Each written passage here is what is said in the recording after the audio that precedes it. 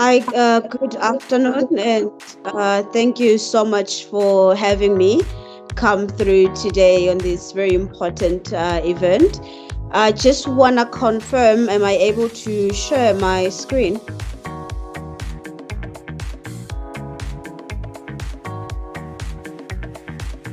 Muted. I think you should. Why don't you try first and see before we kick off? Can you try?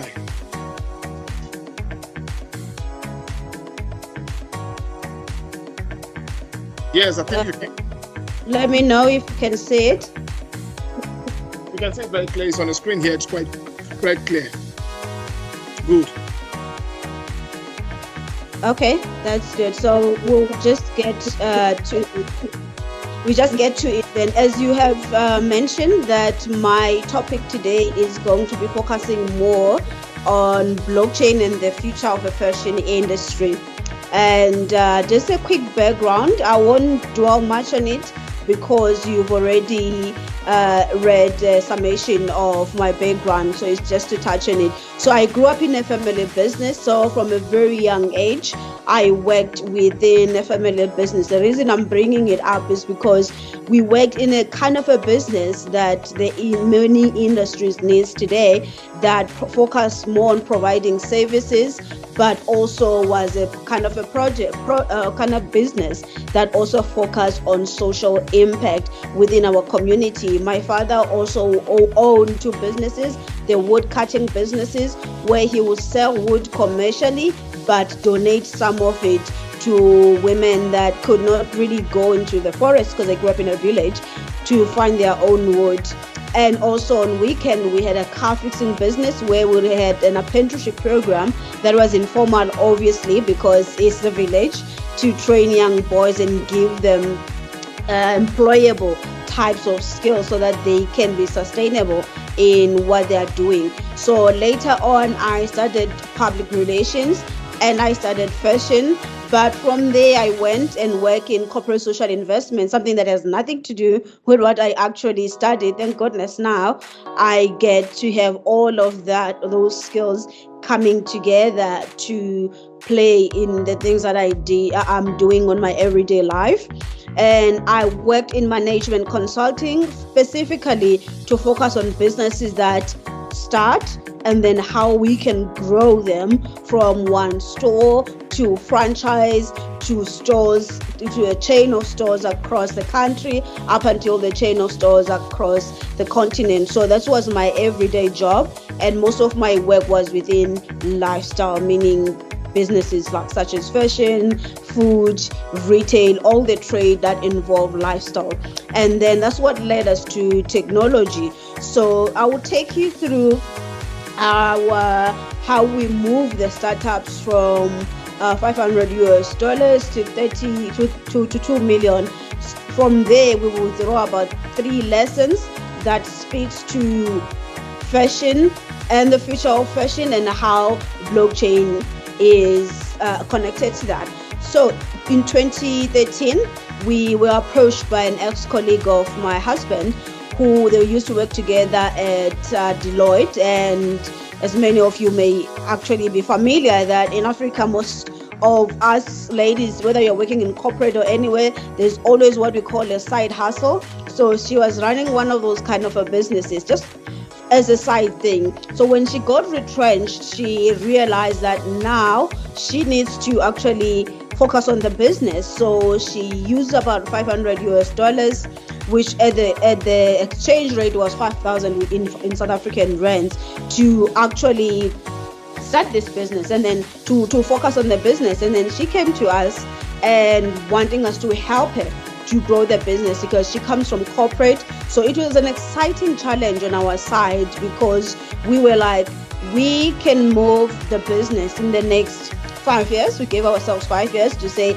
if we can move it to a position where it could be franchisable or attract investors or be a national brand, that will actually be awesome. So fast forward 36 months later, we have scaled that business to, it had 4 stores. 2 of them were inside 5-star hotels, so that the brand equity could be quite good, and it was employing 40 people full time, and it was bringing $2 million US, which translates to 30 million in the South African rands today. And that success story, as you can see, and you will be familiar with the African economy, because we are very industrious. There's a whole lot of businesses. I think we have over 85 million businesses in Africa as a continent. But where the challenge is how to move business from hand to mouth into a sustainable business that can employ 40 people. So obviously a story like this, where women move from being retrenched, have a very small capital, but within 3 years can actually create 40 jobs, it made lots of headlines. So during that time, that's when we had thousands of brands across the continent, including big mainstream retailers, wanting and demanding the same success, and knowing that we had a number of problems that even in the very applicable, even in the fashion industry today, we had 40% counterfeits, meaning if I'm buying a product, 4 out of 10 times I could be buying a counterfeit of what it is, because whenever there is value or brand equity or there is volumes, people tends to be creative. And in the African continent, we have the industry sitting at $7 billion US. If there's $7 billion in the table, people are going to come up with ways to crook that kind of a system. And it was expensive for retailers to actually source the product, as it's a global supply chain, to travel all the time, and businesses had no system, which is why most of the businesses, they are more hand to mouth, and at the end of the day they cannot prove any of their trade as to if the business is actually sustainable. And we had whole lots of supply chain blind spots, causing it to be fragmented. So when we got all this attention, it got us back to the drawing boards to say, now that we have thousands of clients that are waiting for us, wanting to be successful, what can we do? Like, how can we do this at scale? Instead of creating 40 jobs, can we create 1 million jobs, for example? How can we do this faster than 36 months? Because in as much as the growth was good and it was big, but we can't take 36 months to help one company or a second company. Is there a way where we can actually do this faster than that, so that businesses in less than 36 months can see a similar success? And the last thing, we're looking at whatever solution we have, it can't just be for the beauty and the lifestyle industry. What could it be applicable to other industries? So we went on to search out there. We did a feasibility to understand how important the industry was. As you know, that the beauty sector is the second employer within the informal sector in the continent of Africa. And so we could understand that many Africans, they make their living with this. I think we're sitting at 500,000 businesses that actually feed their families using the beauty, the salon, just for hair alone. We're not touching on other aspects of the salon. So that made us realize it's a very, very important. So we looked at how do other industries solve quality problems and sourcing problems, so that we don't really create something that exists and reinvent the wheel. Can we find out how they are doing it? Which leads me to the second thing: is there any other existing solution? And we find certain solution that existed, and we found out that there are ways to do it, to authenticate and make sure that the quality of the product is the promise that it says it is. If it says 100% pure gold, if it says 100% pure leather, they already have systems in place to make sure that, however, those were made for big businesses and they were too expensive for small and medium businesses. Therefore, in as much they were there, they could not be applicable. Secondly, there were no holistic solution. For example, to solve the 3 problems we're trying to solve, we will need maybe like 4 software and other quality authentication methods that is just everything. Like if I run a small or medium business, the lesser the complication should be. I should just be able to focus on the business, focus on my customers, and not be able to spend my time, because these companies have got departments. So you have the quality assurance department, you've got a consumer expectation department, a research department, but small and medium businesses may not have those departments. So we realized that, well, we have to build it from scratch. So we went and built our own solution that focused on democratizing the way companies can actually comply. If I have a product that I want to get to be sold in mainstream, then I can prove the quality, because they want to know that I'm compliant in that way. We have to find a way of digital sourcing, meaning that if I'm designing my stuff, whether I'm designing it at home and it's good quality things, or I have a store, or I have a chain of stores, it should be easy for people to access my product anywhere I go, which sometimes is not easy in Africa, because right now I can open my phone, can open my app, I will be able to buy an attire, a Western attire, easier than finding a Nigerian designer or a Nigerian attire to be delivered to my place. It won't be easy to do so. So we wanted to close that gap and to be able for small and medium businesses to manage their procurement as to who are they buying to, when they're buying raw materials, fabrics, and all those kind of things, and make sure they are buying from the right person. The suppliers are vetted and everything, and they could be able also to receive business referrals because they belong in that ecosystem. And we can have all supply chain members working in the same source of truth. So this one is just to show the kind of things that we wanted to focus on, which is the agriculture, fashion, and the beauty. Simple because most of these, those are the top 3 employers in the African continent, and most of the small and medium businesses are in this category that we wanted to focus on.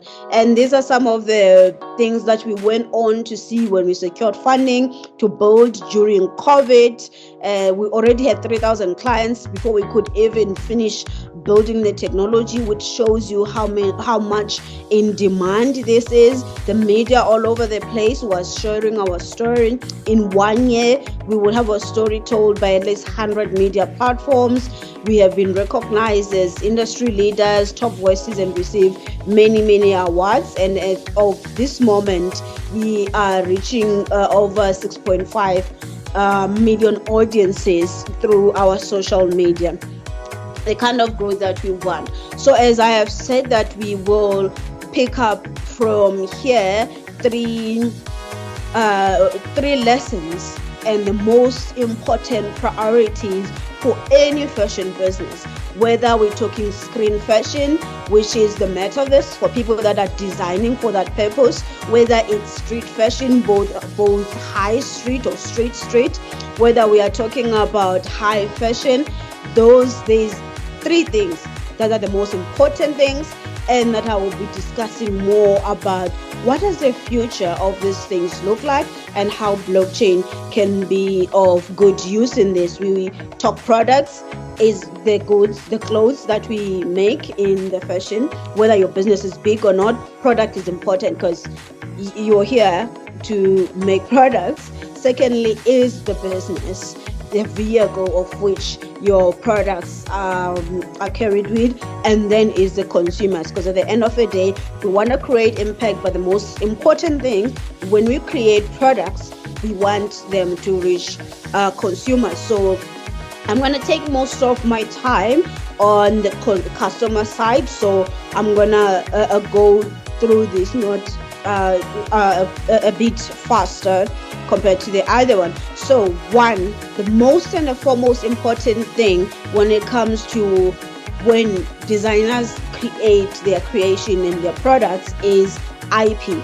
And this has been quite a problem because you don't have a problem of just copycats that want to copy the things you design. You also have a problem with big businesses. We all over the world, we've had problems where a small designer or medium designer, even established designers, meet with buyers that want, or we would like you to provide our chain of retails with ABC, and then the next thing you'll see, those guys have went on to design that thing cheaper, and they found a mass producer to reproduce your creation. And I know in South Africa it takes about 8 months to actually file a patent or a trademark for whatever it is. And you and I already know that fashion is no longer even fast fashion, it's real time. Nobody has 8 months to wait before they can put their products out there in public. It's gotta be very, very swift while we protect what we produce, because we are facing a big problem where there's a whole lot of counterfeit and knockoff of products, blood, sweat and tears from designers that create these exquisite products and designs, and then they can just be exploited by the mass production of things, of a cheaper version of that. So that's one of the areas where I will expand more on how blockchain can help with that particular problem, quality as well, that we face, because now there's a counterfeit of everything. How do I prove that I designed that, and therefore wherever you find it, you could know that it is the originally produced by me as a designer. 2, it is the quality that I have promised. I can't say 100% cotton if it's not. 2, it's got 3, it's gonna be consistent, especially if you're gonna partner with high street fashion types of retailers, or even sell it directly via your own e-commerce. You're gonna have to scale them, and people want to know that it's gonna come out exactly like I saw in the advertisement, and it's gonna be like that all the time. And the last thing I will mention here is the brand equity. We recently worked with a very established designer, and we were digitizing their supply chain, because firstly, you have your consumers before, they just wanted to wear clothes, and then the next thing they wanted to wear clothing labels, and the next thing there was a red carpet, and everybody wanted to know the designer who made your clothes, like who are you wearing tonight? But today consumers want to know everything. They want to know that the top I'm wearing, was it sustainably sourced? So what we were working with the established designer to do, we were helping her to prove you can scan the clothes that she buys, she sells, made out of cotton and wool, some made out of wool. You can know even the name of the ship the wool was harvested for. You can know the amount that the person was paid fair, and everyone throughout the supply chain was not robbed. Why? Because today's consumers, they actually care about everything that happened. They're not just after that, especially when you sell to the discerning market. It's very, very important. And the second important part that I mentioned we'll be talking about is on the business side. And I think like I've mentioned earlier, that one of the biggest challenges we face, especially in the African continent, is consuming made in Africa products. Being able to have your products available at the market with speed, whether you are using e-commerce in the system, that behind the scene, sometimes this can take the fun out of the whole thing, because it's like, I'm a fashion designer, I should be designing, but now you're spending more time with lawyers and accountants and all these systems, something that should just be automated and run behind the scene without really breaking the bank and causing you to employ many people. So that's one of the most important challenge to be able to solve, to make sure that you have access. Today is very easy to create e-commerce platforms, and whatever platform that you use to actually provide to have your products to be able to be accessible, very good. And one of the most important thing as well, if you want to grow, is is your systems that you have to make sure, because all the people that can finance your business, they want to know one thing: will your business still be here in 10 years. If you can prove that your business is still going to be profitable, it's going to keep growing in the next 10 years, it's going to be very, very easy for you to get funding. And how do you do that in a way that is fast, is real time, and is more affordable compared to the other existing systems? So that's where technologies like blockchain can actually help us to prove trade of this is how the business has been going, and the record keeping kind of a blockchain, it is more superior to existing ways of keeping data. And the last thing I'll mention here, which also speak to the record keeping, is the issue of data. Knowing what consumers want, what consumers buy. I know brands such as Shein, which is a fashion, fast fashion type of a brand. They can create up to 5,000 products in a day. They will put them out there, but they get data and they will know, okay, well, only these 50 products or only these 500 products are selling, then we can produce those more. They are never in a situation where they're like, I don't know what customers want, I don't know what to produce more of and not to produce more of. How do you plan how to grow? How do you plan for the future when you don't even know about the present? So those are the most important things that people must be able to do. So we finally come to the consumer. So today's consumers, we all know that they are social media first. With the lifestyle businesses that we read, 80% of the revenue, 80% of the customers came because they saw something on social media. So all lifestyle brands, such as fashion brands, they need to have that understanding that they have to be social media first. So they have to be in line with what's happening within social media. People sometimes are no longer even looking even for quality. They're looking for trendy. They're looking for fast. And being able to follow that from the customer is very, very important. And then a second thing as well is it's a peer-to-peer. Blockchain enables transactions to be peer-to-peer. So with that, it means that people buy from people, meaning that gone are the days where you have some owner of a department store that doesn't look anything like fashion you have never met. And you and I can never have a fat guy coming to our house to be our personal trainer if he doesn't look like he's actually healthy himself. Why would we trust somebody like that? So in a similar way, fashion designers have to be fashion influencers. You can't rely on saying on a hire influencers. You yourself must be an influencer. I had a meeting with a lady who ran a platform. It's an app where you can book any beautician. But when I looked her up, I couldn't find a single picture where she actually had a makeup on. But she's selling a brand and representing a brand that says you have to look like be a real life Pinterest of what you are trying to sell, be like the inspiration of what your consumer have to look like. So today we can no longer hide behind our design desk and all of that. You have to have a very, very strong personal brand if you are a fashion designer. Gone are the days where somebody can say, I'm not a people's person. Well, today you're going to have to be a people's person. You have to learn either soft skills like public speaking, like public relations, because you have to be a brand ambassador of your own fashion house. Regardless of whether it's small or big, whether you are running it in your home, whether you have a chain of stores, we're gonna have to see you. We're gonna have to buy it because we like you, we like your brand, we like your lifestyle. So fashion designers of all kinds need to up it.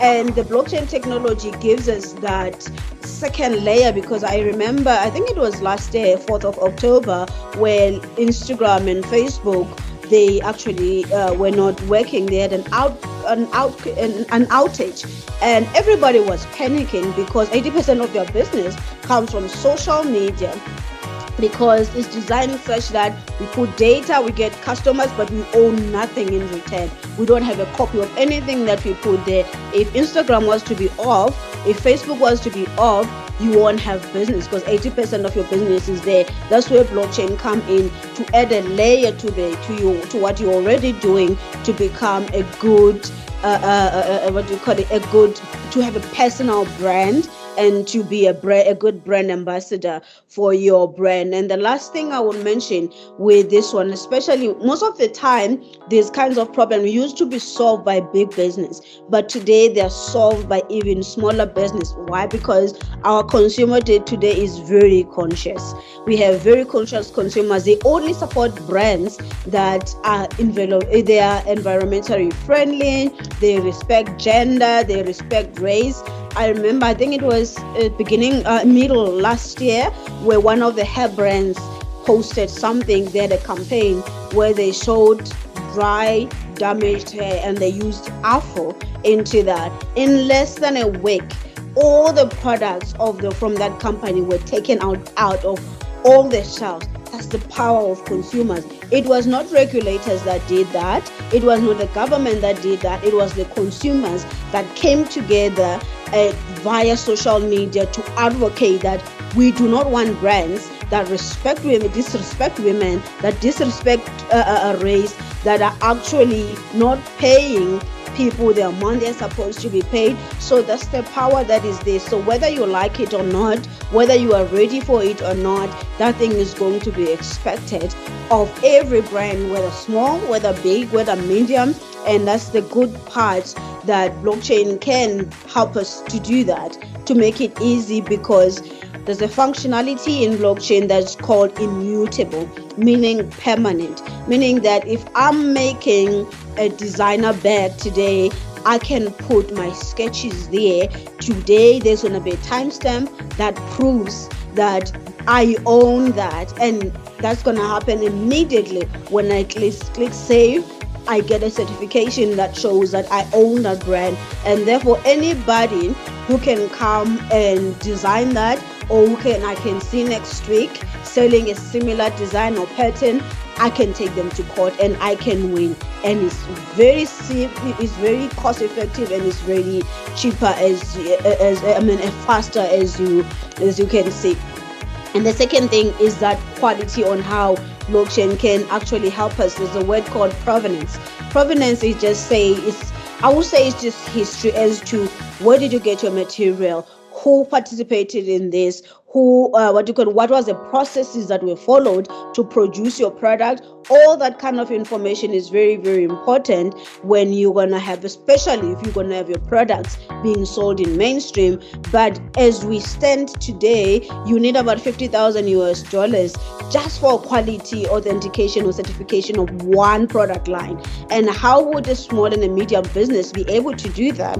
But if you look at big fashion brands where one product line can bring like $1 billion, it doesn't look expensive, but blockchain is able to democratize that compliance, so that it doesn't matter the size of the business. If you have good design and good quality products, people can buy them at mainstream. And the last thing I will mention as I close is that brand equity, because blockchain allow all the supply chain participants. Like I said in the example of that established designer we were working with, there's a farmer who grows the sheep and sells the wool. There's a manufacturer who turns the wool into what's gonna make the clothing line that she's making. So all these businesses can work together to know that if you buy products from these designers, this is the impact and these are the rules, and that's what consumers are actually looking for today.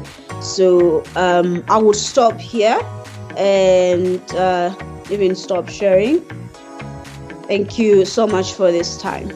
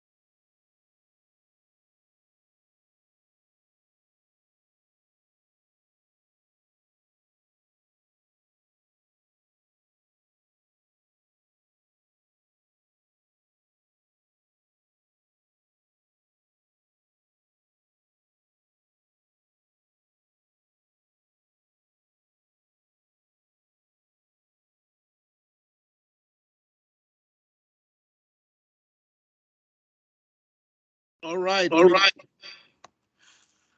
Hope you can hear me. Yes, I can hear you. Yeah, you can as well see me. I want to say thank you for this fascinating and interesting um, time, insight that you've just given into your business.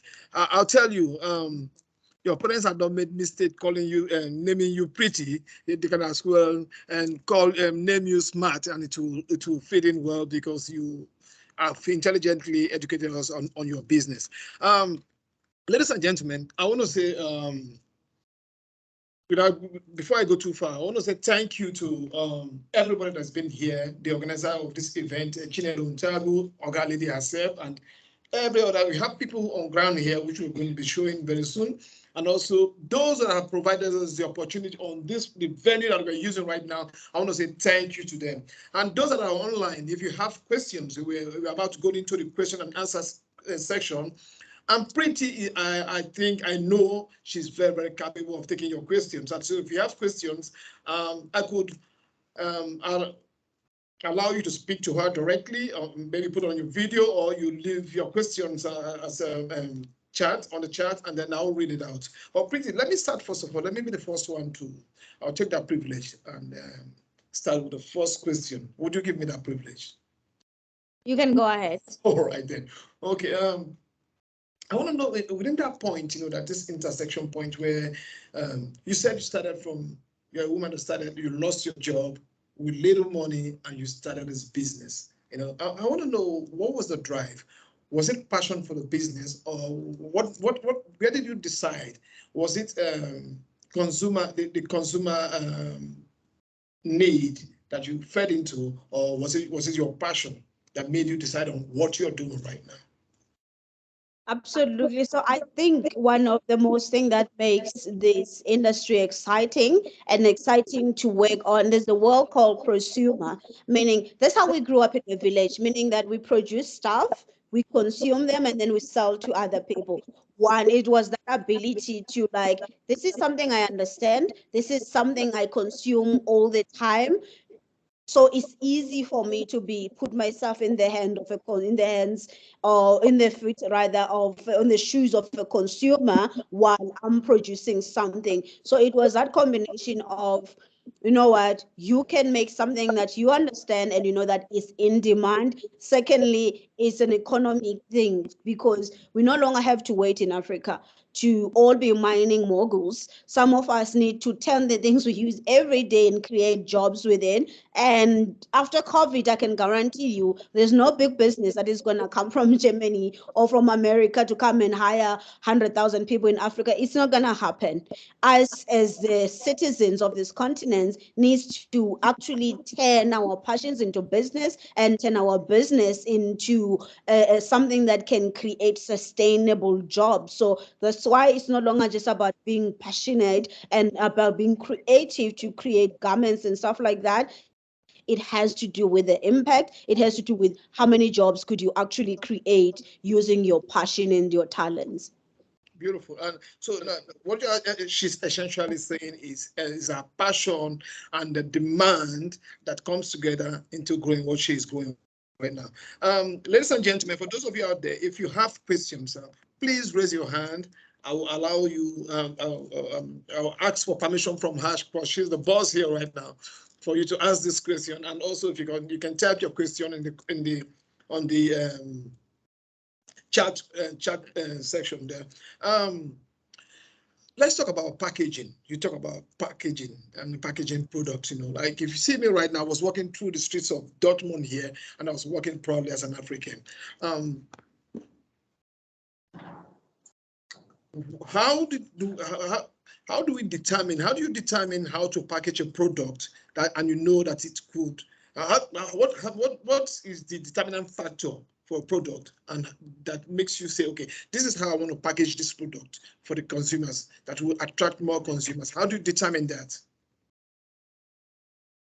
So there's a back end of doing that, which is those business systems that we spoke about more, what do you call it, previously.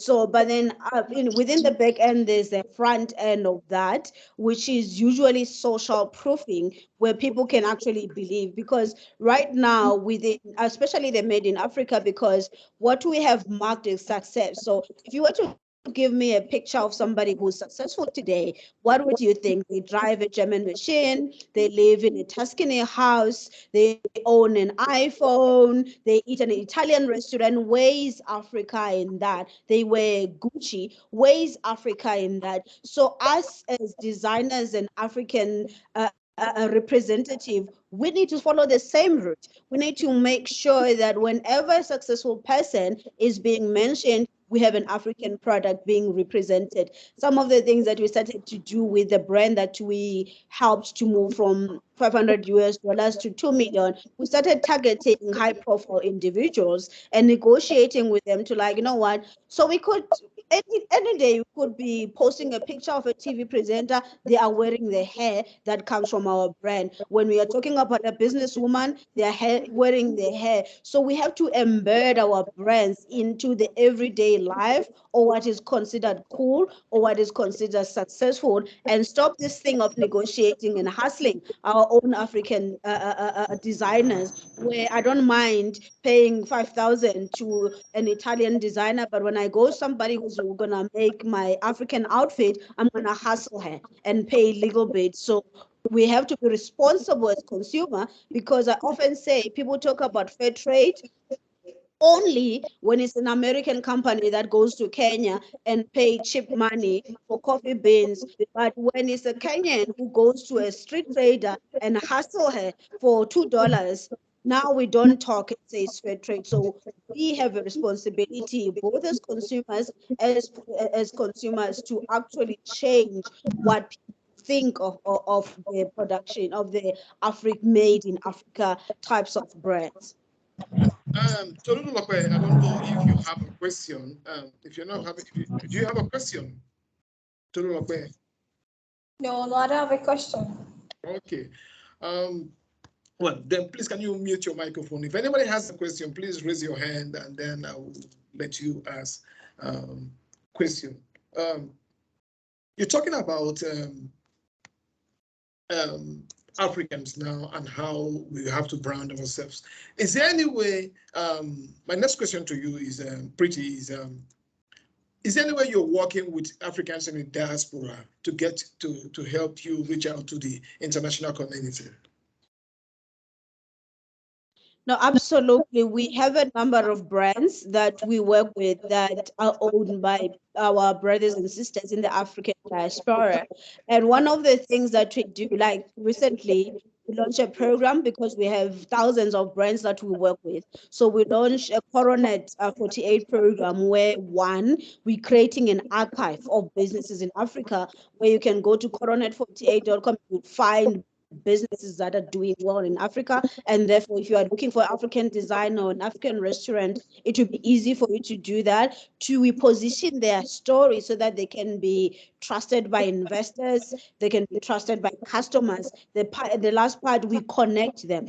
So one of the things that we are doing as well, we often say there's always three ways to help a business. You can help them with your time, meaning I'm going to avail my time to do ABC. You can help them with your talent. We have highly educated brothers and sisters in the diaspora that have got the best practice. They know, they understand Africa, they understand first world. So if they're just sitting there in the diaspora and they're not connecting back to mentor young business women and men with their talents that they actually have and what they have learned out there, because some of the problems we're trying to solve in Africa, they have been solved out there. And some of them, they have been part of a solution, working with all these international companies that are big. So we're saying we are availing this platform where you can just give 2 hours of your time a month to actually give best practice and mentorship to African-based businesses. So those are some of the things we're actively doing, because we don't want to just provide technology. We want to see businesses grow using technology, mentorship, connecting them to funders as well. Do you have an online mentorship programs in the fashion area? So our mentorship programs are mostly on the business of fashion. So they are mostly on that, not really the talent and everything. Even though whenever we have what do you call it? Whenever we have, because I remember one of the gentlemen that we have been talking with right now, who sits on our board. He used to be a buying executive for Louis Vuitton. So we do get those people that have got a background in fashion, then we can match them.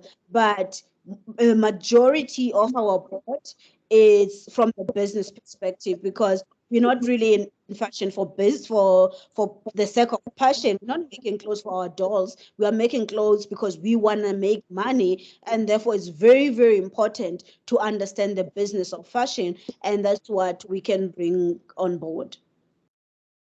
I want to say thank you very much, Preeti. And before I let you go, I want to ask again from our audience, those on our online audience, if they have any questions that I want to put to you. If you're out there, you want to put a question out to Preeti, please raise your hand. And for those of our audience that are here, if you have any questions, please can get a microphone to you to ask questions. Is anybody there that wants to ask questions?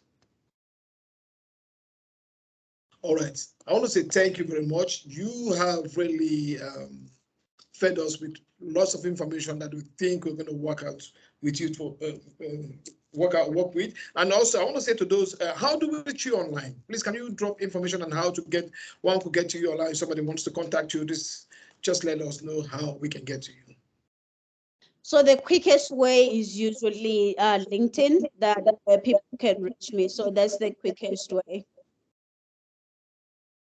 So it's via LinkedIn, or they can go to coronet.africa. So that's our website. And also everything that goes through our website, it does go to our team, but we always get a copy of all the emails and everything, so that we are easily accessible to people that are getting in touch with us. So we will know if you've gotten in touch. So don't feel like, oh, you're just sending me to a website. No, we will know. I want to say thank you very much for giving us your time, and we appreciate. Thank you very much. Thank you so much. You're very much welcome. All right, you can just mute yourself. So I will move on to